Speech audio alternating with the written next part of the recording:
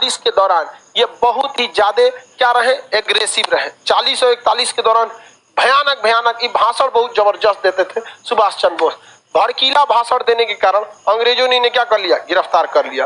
बाद में उन्होंने 1941 में इन्हें छोड़ा।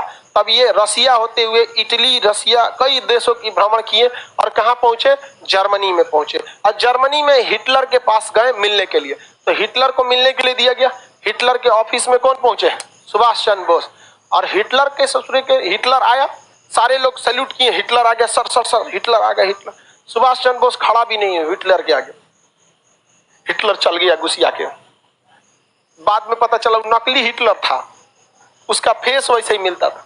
उसके बाद आया ओरिजिनल हिटलर, सारे सैल्यूट किए, सॉरी हिटलर। ओकरो देख के सुभाष चंद्र बोस वैल्यू नहीं दिया। बाद में पता चला यो नकली था। जितना आया सब उसके खुद के बॉडीगार्ड कंफ्यूज हो जाते थे सब, लेकिन सुभाष चंद्र बोस नहीं।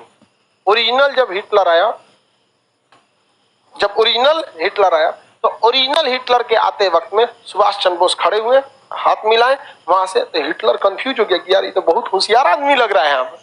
तो उन्होंने पूछा कि आपको पता कैसे चला? तो सुभाष चंद्र बोस ने कहा था कि सोने की परख सोनार को अच्छे से होती है, अगर उसको लोहा दिखाइएगा तो दूर से पता कर लेगा कि सोना नहीं है। सुभाष चंद्र बोले कि अच्छा आदमी, हिटलर बोला कि अच्छा आदमी है, ठीक ठाक लगता है। तो पूछा हिटलर की क्या चाहते हैं आप? सुभाष चंद्र बोस ने कहा है कि हम बहुत खतरनाक चीज चाहते हैं। क्या चीज? कहा कि देखिए हमारे देश से 3 लाख फौजी को इंग्लैंड लेके आया है और आपके खिलाफ लड़वा रहा है, और आप उन लोगों को पकड़ लिए। आप उन फौजियों को हमको दे दीजिए, हम आप ही की ओर से उसको इंग्लैंड से लड़वा देंगे।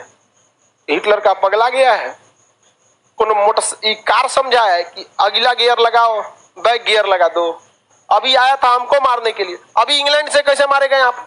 कहा कि आप वो जिम्मेदारी हमें छोड़ दीजिए। इन लोग को अंग्रेज सब ने क्या किया है, राष्ट्र प्रेम की भावना इनमें से क्या कर दिया है, खत्म कर दिया है। तो इन्होंने कहा कि हिटलर मान ही नहीं रहा था, क्योंकि हिटलर बहुत बड़ा हॉल बनवाया था, जैसे आपका क्लासरूम कैसे है ऐसे ही। इसमें सबको बैठाता था कुर्सी पे, सब लोग बैठ जाते थे। इसमें खिड़की चारों ओर से नहीं थी, जब सब लोग आ जाते थे दरवाजा बंद करके जहरीला गैस डाल देता था, और शीशा वाला खिड़की लगाया था, उसमें से देखता था कि कैसे मर रहे हैं। ओहो मरो मरो, बहुत खतरनाक था हिटलर, समझ में क्या? हिटलर बहुत ही मतलब किसी की बातें नहीं सुनता था। आज भी लोग कहते हैं ना हिटलर शाही तुम्हारा नहीं सुनेंगे, किसी की बात नहीं सुनता था।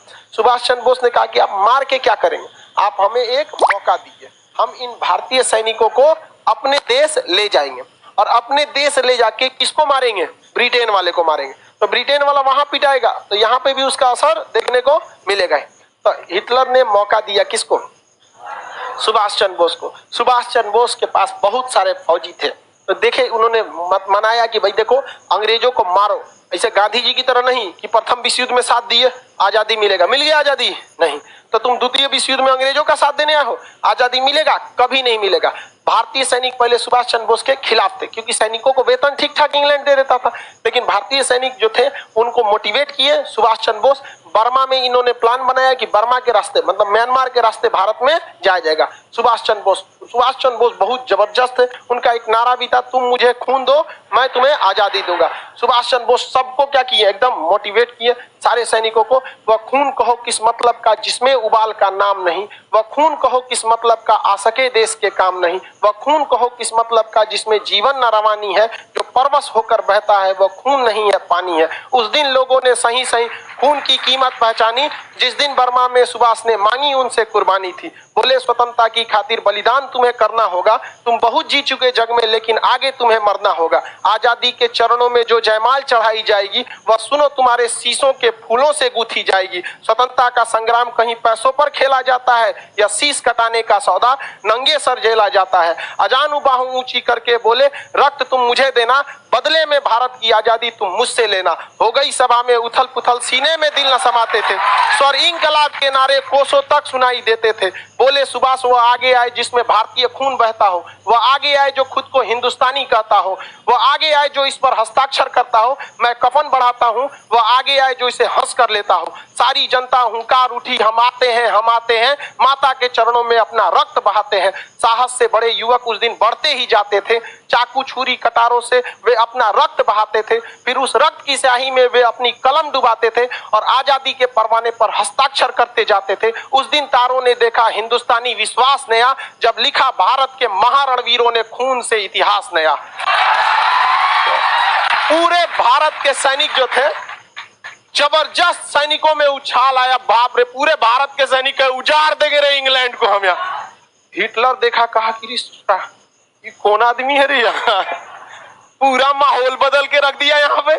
सुभाष चंद्र बोस को देखकर हिटलर बहुत प्रभावित हुआ और हिटलर ने बहुत सुभाष चंद्र बोस की इज्जत किया और सुभाष चंद्र बोस को हिटलर ने नेताजी की उपाधि दिया था। सुभाष चंद्र बोस के योगदान को कोई नहीं भूल सकता। आप लोग बस एक लाइन पढ़ लेते हैं, तुम मुझे खून दो मैं तुझे आजादी दूंगा, ले